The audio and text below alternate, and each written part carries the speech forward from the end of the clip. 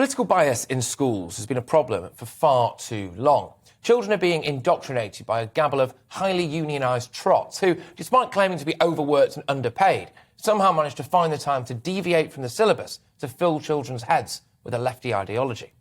Nadeem Zahawi, the Education Secretary, is issuing guidance to teachers and schools in a bid to protect children from the rampant political bias in our education system.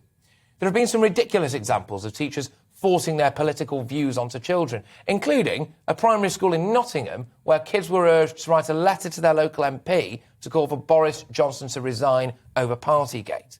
At that age, children should be thinking about their own parties, not calling for the head of state to be forced out of office. Thousands of teachers ran classes asking kids, Winston Churchill, hero or war criminal? Hero. That was easy. Next question. They appear to be ignoring the fact that it wasn't for Winston Churchill, the children would be learning about the Third Reich.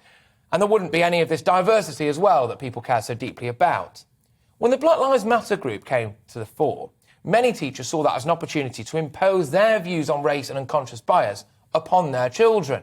There were pictures of children taking the knee, for example. The fact is, the BLM movement published a manifesto. And in that manifesto, it basically contains a lot of Marxist ideology. Things like the radical redistribution of wealth and actually the breakdown of the nuclear family.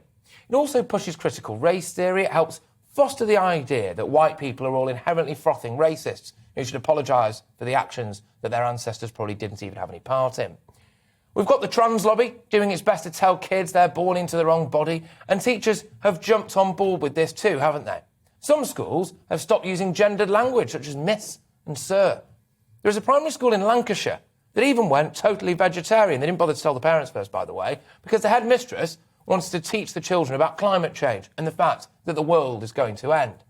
Instead of becoming angry at pupils, teachers at this school as well are encouraged to say, get this, that a child has emptied their resilience bucket before sending them to the nurture room if their behaviour gets out of control. To be honest with you, this whole thing's emptying my resilience bucket. If teachers want to be political activists, they should go into politics and get out of the classroom. Let kids be kids. Is it any wonder there's a mental health crisis amongst children? The world is a confusing place enough as it stands already for children. They've been bombarded by draconian laws to protect them from a virus that basically posed no threat to their health whatsoever.